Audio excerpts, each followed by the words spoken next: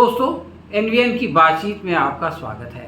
आज पूरा देश वक्फ बिल को लेकर के जो है वो चर्चा कर रहा है और इसके लिए सरकार ने एक जेपीसी बनाई है और जेपीसी ने आवाम को, जनता को और मुस्लिम संस्थानों को भी आकर के अपना स्टैंड रखने का आग्रह किया है। इस सिलसिले में हमारे साथ बातचीत करने के लिए मुस्लिम पर्सनल लॉ बोर्ड के प्रवक्ता श्री डॉक्टर सैयद कासिम रसूल इलियास साहब हमारे साथ हैं। डॉक्टर साहब, आपका इस कार्यक्रम में स्वागत है। तो मेरा पहला सवाल आपसे ये है कि अभी हाल में जो मीटिंग हुई है, जेपीसी ने जो बुलाया था, तो पर्सनल लॉ बोर्ड ने उसमें पार्टिसिपेट किया या नहीं किया? देखिए, पर्सनल लॉ बोर्ड ने चेयरमैन से मुलाकात की और चेयरमैन के सामने एक दस्तावेज़, एक मेमोरेंडम दिया जिसमें हमारे जो ऑब्जेक्शंस हैं इस बिल पर, जो बिल पेश किया जा रहा है, वो उनके सामने रखे। लेकिन ये मुलाकात जो हमारी हुई है, ये मुलाकात अभी वो मुलाकात नहीं है जो हम असल में करना चाहते हैं, इसलिए कि हमने उनसे पूरे वफद के से और पूरी कमेटी से मुलाकात मांगी है। तो वो वक्त वो देंगे तो हम जाएंगे। देखिए, हमारा पहला ऑब्जेक्शन ये है कि ये काम जो अब जेपीसी कर रही है, ये काम सरकार को बिल लाने से पहले करना चाहिए। बिल जब भी लाया जाता है पार्लियामेंट में, तो जो स्टेक होल्डर्स हैं उनसे कंसल्ट किया जाता है। लेकिन जाहिर है कि अब दबाव पड़ा सरकार पे, तो वो जेपीसी के हवाले किया गया। लेकिन इसमें भी जो एक बदनीयती सामने आ रही है, सरकार की गलत नीयत सामने आ रही है कि वक्फ का मामला मुसलमानों से मुताल्लिक़ है। शरीयत का मामला है, मुसलमान ज़मीन को वक्फ करता है दीनी काम के लिए, मजहबी काम के लिए या खैराती काम के लिए। तो ये इससे अगर आपको स्टेक होल्डर्स अगर कोई है तो मुसलमान है, उनसे सवाल करना चाहिए, उनको बुलाना चाहिए, उनसे बात करनी चाहिए। लेकिन इसके अंदर जनरल पब्लिक को जो आप इनवाइट कर रहे हैं, तो उसमें मुसलमान भी हो सकते हैं, गैर मुस्लिम भी हो सकते हैं, जो लोग जिनका कोई ताल्लुक़ नहीं है वो भी हो सकते हैं। तो ये इससे बदनीयती का इजहार होता है और हमने यानी चेयरमैन को एक ख़त लिख के ये बात कही है कि इसको आप सिर्फ मुसलमानों तक सीमित करें। डॉक्टर साहब, ये बताइए कि जिस पार्लियामेंट में मुसलमानों का रिप्रेजेंटेशन सिर्फ 4% है, वो मुसलमानों के इश्यूज़ पर अगर कानून बनाने लगे और फैसला करने लगे, और जैसा कि अभी आपने बताया कि बग़ैर किसी से मशवरा किए जो है वो बिल ला करके पेश करने लगे, तो इससे क्या मैसेज जाता है? देखिए, ये जो बिल लाया गया है उससे बहुत क्लियर मैसेज जा रहा है। वो मैसेज ये है कि ये वक्फ की जायदादें पर इंक्रोचमेंट के लिए या कब्ज़ा करने के लिए रास्ता हमवार किया जा रहा है। अगर आप तफसील से बिल का जायज़ा लेंगे तो आपको ये एक क्लॉज उसके अंदर जो 44 तरमीमात पेश की गई हैं और उसके अंदर कई सब सेक्शन भी मौजूद हैं। तो बुनियादी तौर पे अगर आप इसका मुताला करेंगे तो आपको ये अंदाज़ा होगा कि ये बिल लाया ही इस गर्ज से है कि वक्फ की जायदादों के को जो तहफ़्फ़ुज़ हासिल था वो तहफ़्फ़ुज़ कैसे विड्रॉ किए थे। देखिए, 1954 से लेकर 2013 तक वक्फ बिल के अंदर वक्फ में तरमीमात होती रही, लेकिन वो जितनी तरमीमात हुई है वो वक्फ के एक्ट को मजबूत बनाने के लिए, वक्फ की जायदादों को महफूज करने के लिए हुई है, वक्फ बोर्ड के और सेंट्रल वक्फ काउंसिल के इख्तियारात को बढ़ाने के लिए। लेकिन ये जो बिल लाया गया है इसमें वो तमाम जो तहफ़्फ़ुज़ात हासिल थे या जो इख्तियारात हासिल थे उनको ख़त्म कर दिया गया है। मिसाल के तौर पर मैं आपको ये कहना चाहता हूँ कि कोई, यानी पहली बात तो ये कि इसमें वाकिफ़ जो था, वाकिफ़ के लिए ये शर्त लगा दी गई कि वाकिफ़ कोई आदमी वक्फ करना चाहे वो 5 साल से प्रैक्टिसिंग मुसलमान होना चाहिए। 5 साल से प्रैक्टिसिंग मुसलमान होना चाहिए। ये जो शर्त है, ये शर्त अजीब व गरीब है। जो शरीयत नहीं लगाती, जो मुल्क का कानून नहीं लगाता है, और इसका फैसला कौन करेगा कौन आदमी 5 साल से प्रैक्टिसिंग मुसलमान है या नहीं। दूसरा, कानून में एक तब्दीली ये की गई है कि अब पहले गैर मुस्लिम भी वक्फ कर सकता था, अब गैर मुस्लिमों को ख़त्म कर दिया गया। तीसरी एक बहुत बड़ी तरमीम इसमें ये की गई है, तजवीज़ ये की गई है कि पहले ये था कि वक्फ बाय यूज़र का एक क्लॉज उसमें था कि अगर कोई प्रॉपर्टी किसी काम के लिए इस्तेमाल हो रही है, मस्जिद कैसे इस्तेमाल हो रही है, क़ब्रिस्तान कैसे इस्तेमाल हो रही है या दरगाह कैसे इस्तेमाल हो रही है, तो वो इस्तेमाल की वजह से वो वक्फ प्रॉपर्टी है।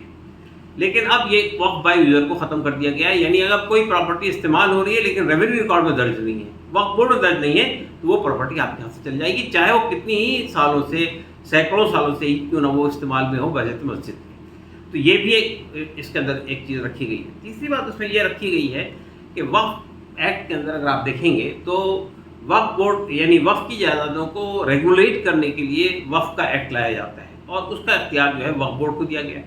وقف بورڈ میں اگر آپ پہلا دیکھیں گے وقف بورڈ کا جو قانون ہمارا ہے اس وقت جو قانون رائج ہے اس میں غیر مسلم چیئرمین ہو سکتا ہے, لیکن باقی پورے وقف بورڈ کے اندر چاہے وہ یعنی ممبر پارلیمنٹ ہوں, چاہے ممبر اسمبلی ہوں, چاہے وہ حکومت کے ذمہ دار ہوں, چاہے وہ سی اے ہو, ان سب کے لیے لازمی تھا کہ وہ مسلمان ہونا چاہیے. اب یہ مسلمان کی شرط ختم کر دی گئی اور اس میں یہ لایا گیا ہے کہ 2 لوگ تو لازماً غیر مسلم ہوں گے اس کے اندر, باقی لوگ بھی ہو سکتے ہیں. یعنی سینٹرل وقف کونسل میں 11 تک غیر مسلم ہو سکتے ہیں, وقف بورڈ کے اندر 7 تک غیر مسلم ہو سکتے ہیں. تو یہ آپ دیکھیے کہ یہ بالکل غلط بات ہے, اس لیے کہ اس وقت میں ہمارے ملک میں ہندوؤں کے بہت سارے مندر اور ان کے بہت سارے جو مٹھ ہیں ان کے لیے یہ شرط ہے لازمی کہ وہ ہندو ہی ہونا چاہیے اور پرٹیکولر سیکٹ یا پرٹیکولر کاسٹ کا ہونا چاہیے. اسی طرح گرودوارا پربندھک کمیٹی میں بھی سکھ ہونا لازمی ہے. تو یہاں وقف بورڈ کے اندر غیر مسلموں کو لایا جا رہا ہے, ظاہر ہے کہ راستہ صاف کر کے اپنے لوگوں کو یعنی RSS کے لوگوں کو داخل کرنے کی کوشش کی جا رہی ہے. اسی ساتھ ساتھ میں یہ کہنا چاہتا ہوں اس قانون کے اندر یعنی جو موجودہ وقف ایکٹ ہے اس کے اندر اگر کوئی پراپرٹی ڈسپیوٹیڈ ہو جائے تو وہ پراپرٹی کے لیے وقف ٹریبونل میں جاتے ہیں. وقف ٹریبونل یعنی وقف بورڈ بناتا ہے. اب وقف ٹریبونل کا اختیار جو ہے وہ کلیکٹر کو دے دیا گیا, ڈی ایم کو کلیکٹر کو دے دیا گیا کہ وہ یہ طے کرے گا کہ کوئی پراپرٹی ڈسپیوٹ ہو جائے تو وہ پٹواری سے معلوم کرے گا اور اس کے بعد وہ فیصلہ کرے گا کہ یہ پراپرٹی وقف کی پراپرٹی ہے یا نہیں. پھر ایک خاص بات اس کے اندر یہ لائی گئی, گورنمنٹ اور کے لیے ایک پورا کلاز اس میں کریٹ کیا گیا ہے. گورنمنٹ کیا ہے, جس میں پنچایتیں بھی ہیں, جس میں صوبائی گورنمنٹ بھی ہے, اسٹیٹ گورنمنٹ بھی ہے, سینٹرل گورنمنٹ بھی ہے اور ان کے جتنے بھی آٹونومس باڈیز ہیں سب. اگر کوئی پراپرٹی وقف کی پراپرٹی گورنمنٹ کے استعمال میں ہے تو یہ فیصلہ بھی کلیکٹر کرے گا کہ وہ پراپرٹی گورنمنٹ کی پراپرٹی ہوگی یا وقف کی پراپرٹی. اگر اس نے یہ فیصلہ کر دیا کہ وہ وقف کی پراپرٹی نہیں گورنمنٹ کی پراپرٹی ہوگی تو پھر اسٹیٹ گورنمنٹ یعنی وقف بورڈ سے کہے گی کہ آپ اپنے یہاں سے اس کا اندراج ختم کر دیجیے, یعنی آپ اپنی فہرست سے اس کو خارج کر دیجیے اور اب وہ گورنمنٹ کی پراپرٹی ہو جائے گی. آپ سوچئے کہ اگر کلیکٹر کو یہ فیصلہ کرنا ہے تو کلیکٹر کس کے حق میں فیصلہ کرے گا؟ وقف کے اندر فیصلہ نہیں کرے گا, وہ تو حکومت کا حق میں فیصلہ کرے گا. تو یہ بھی اس کے اندر لایا گیا. تیسری بات یہ ہے اس کے اندر کہ پہلے سروے کمشنر اپوائنٹ ہوتا تھا جو وقف بورڈ کرتا تھا, اور وقف سروے کمشنر کی ذمہ داری یہ ہوتی تھی کہ وہ ہر 10 سال میں سروے ہو وقف کی پراپرٹیز کا. سروے کمشنر کے اس کو یعنی وقف بورڈ کے اختیار کو ہٹا دیا گیا. اب یہ کلیکٹر طے کرے گا کہ وقف کی پراپرٹی کا سروے ہو یا نہ ہو, اور اگر ہو تو پھر وہ طے کرے گا کہ کون سی پراپرٹی وقف کی پراپرٹی ہے, کون سی پراپرٹی وقف کی پراپرٹی نہیں ہے. پھر اس میں ایک بات اور لائی گئی ہے کہ پہلے یہ ہوتا تھا کہ کوئی کسی کا ڈسپیوٹ ہے یا کسی کا دعویٰ ہے کہ میری پراپرٹی ہے تو اس کو 1 سال کے اندر ٹریبونل میں آنا ہوتا تھا. 1 سال کے بعد وہ آئے گا تو وہ اس کا دعویٰ خارج ہو جائے گا. لیکن اب اس کو اس میعاد کو بڑھا دیا گیا کہ وہ بعد میں بھی آ سکتا ہے, کبھی بھی دعویٰ کر سکتا ہے. تو اس طرح سے یہ جو وقف کی پراپرٹی کو کیسے یعنی وقف کے ہاتھ سے نکالا جائے اور انکروچمنٹ کے لیے اور حکومت کے انکروچمنٹ کے لیے کیسے اس کے وہ بنائے جائیں, یہ پوری کارروائی اسی کے لیے کی گئی. تو دیکھیے ہمارا مطالبہ تو بہت سمپل سا مطالبہ ہے کہ یہ جو وقف بل لایا گیا ہے یہ بل وقف کے تحفظ کے لیے نہیں ہے, وقف کو برباد کرنے کے لیے اس کو مسترد کیا جانا چاہیے. مسلم اصلاح بورڈ نے بھی یہی بات کہی ہے, تمام مسلم تنظیمیں یہی بات کہہ رہے ہیں, اور جتنے مسلمانوں تک سے لوگ جا کے نمائندگی کر رہے ہیں JPC کے اندر وہ سب یہی بات کہہ رہے ہیں. اس میں کوئی ایسی چیز نہیں ہے جو وقف کو مضبوط کرنے کے لیے. پھر یہ کہ وقف ایکٹ جو تھا 1995 کا جس میں فائنل جو ترمیم ہوئی ہے وہ 2013 میں ہوئی ہے, وہ سچر کمیٹی کی سفارشات کو سامنے رکھ کر ہوئی تھی. اس میں سرکار یہ کہہ رہی ہے کہ ہم نے خواتین کے لیے ریزرویشن کیا. خواتین کے لیے پہلے سے ریزرویشن موجود ہے, سچر کمیٹی کی سفارش تھی اور 2013 کے اندر خواتین کے لیے 2 خواتین کے لیے لازمی کر دیا گیا کہ 2 خواتین ہوں گی اور خواتین کے لیے جی 2 لیڈیز کے لیے. تو اب لیڈیز مہیلائیں اس کے اندر موجود ہیں. اسی طرح سے یہ اس میں ایک نئی یعنی دیکھیے یہ سرکار جو ہے یہ مسلمانوں کے درمیان کیسے توڑ پھوڑ مچائی جائے, کیسے لوگوں کو اپنے قریب کیا جائے. وہ ایک تو یہ دعویٰ کر رہی ہے کہ ہم نے خواتین کے لیے ریزرویشن کر دیا, اس کے بعد یہ دعویٰ کر رہی ہے کہ ہم نے پسماندہ طبقات کے لیے ریزرویشن کر دیا. حالانکہ پہلے بھی پسماندہ طبقات پہ کوئی پابندی نہیں تھی, پسماندہ طبقات بھی اس کے اندر ممبر ہو سکتے تھے اور کئی جگہ ممبر ہیں.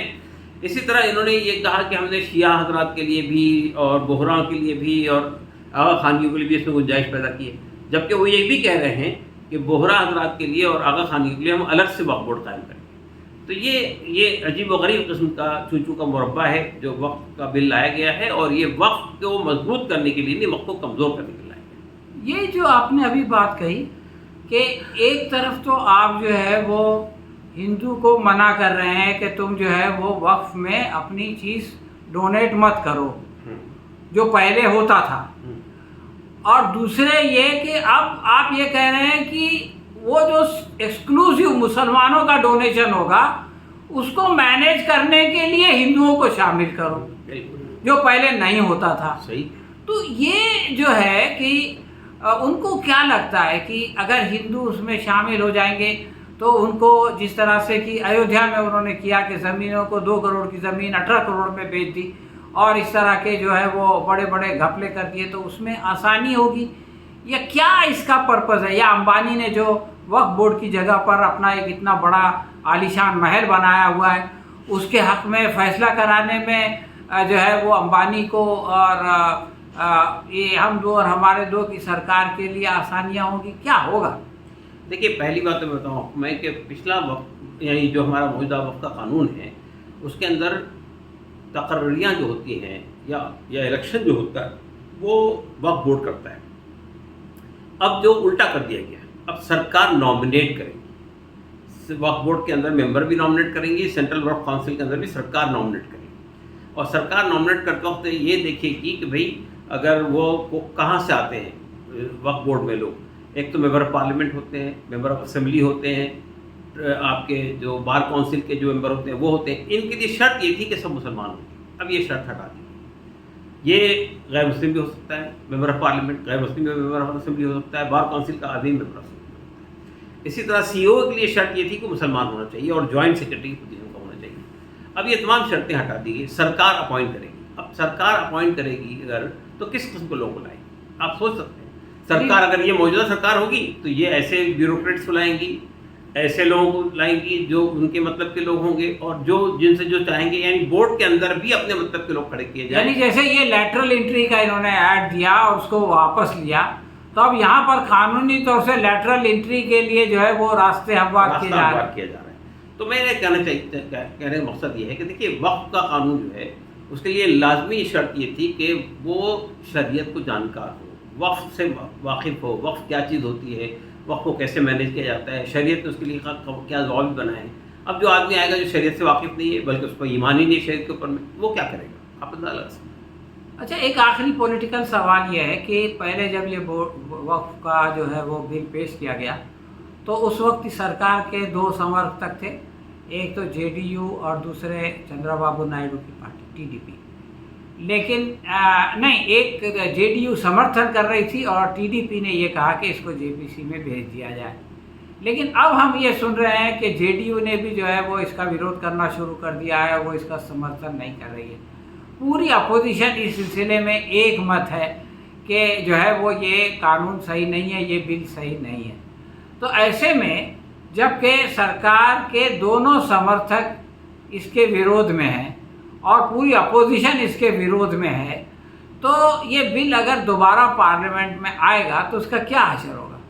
دیکھیے، پہلی کوشش تو ہماری یہ ہے کہ جے پی سی کے اندر ہی یہ منظور نہ ہو، یعنی یونانیمسلی منظور نہ ہو، اور یہ اس کا امکان ہے، اس لیے کہ جو اپوزیشن پارٹیاں ہیں وہ منع کر رہی ہے سپورٹ کرنے سے۔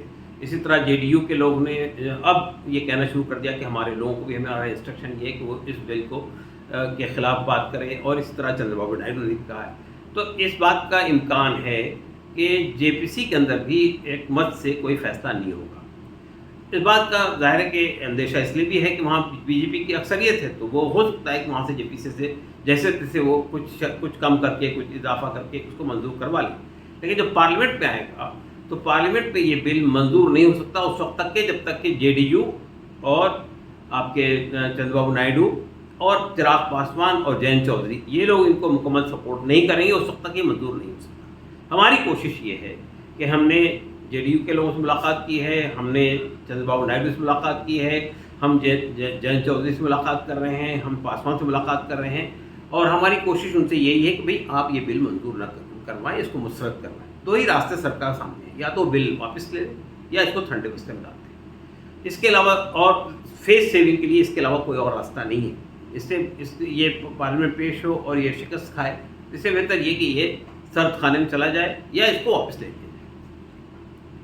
सब आखिरी सवाल एक राजनीतिक सवाल है, वो ये कि ये सरकार को परेशानी क्या है। ये हर हफ्ते 2 हफ्ते में एक काम ऐसा करती है कि जिसमें इसको कदम आगे बढ़ा के पीछे हटना पड़ता है। वक्त के बारे में इसने उसको जेपीसी में भेज दिया, जबकि इनकी ये ट्रेडिशन नहीं थी, 10 सालों में रेयरली ऐसा हुआ।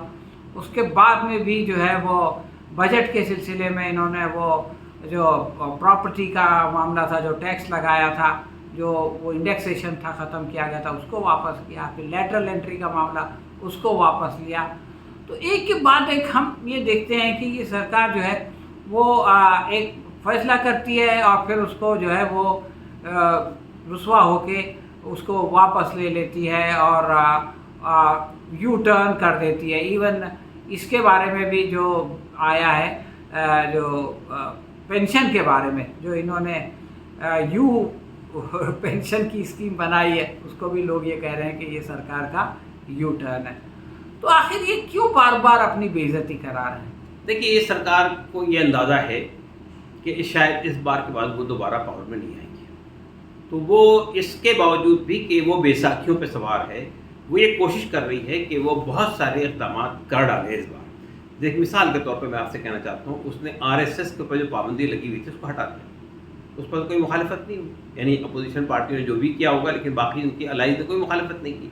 तो अब सरकारी मुलाजमी जो है वो आरएसएस में रह सकता है और आरएसएस में रहकर आरएसएस के नज़रियात की तजवीज़ कर सकता है। दूसरी बात यह है कि वक्फ के सिलसिले में अगर आप इसको इस पहलू से भी देखने की कोशिश करें कि जो बिल जब पेश किया गया तो गोदी मीडिया किस किस्म का नैरेटिव बना रहा है। ये नैरेटिव बना रहा है कि वक्फ की प्रॉपर्टी लगातार बढ़ रही है। रेलवे और मिलिट्री के बाद सबसे बड़ी प्रॉपर्टी जो है वो वक्फ की प्रॉपर्टी है, और वक्फ बोर्ड जिस प्रॉपर्टी पे हाथ रख देता है वो वक्फ की प्रॉपर्टी हो जाती है। बिल्कुल बेबुनियाद बातें हैं, लेकिन बड़ी तेज़ी के साथ ये फैलाई जा रही है। हिंदुओं को ये तासुर देने की कोशिश की जा रही है कि वक्फ की संपत्ति जो है वो आपकी संपत्ति है, ज़बरदस्ती वक्फ में ले लिया इन लोगों ने। हालांकि वक्फ की प्रॉपर्टी ये मुसलमानों की ज़ाती प्रॉपर्टी होती है, जो वक्फ करते हैं, उससे इंडोमेंट बनाते हैं, वक्फ के लिए देते हैं, औकाफ करते हैं, यानी वक्फ को देते हैं।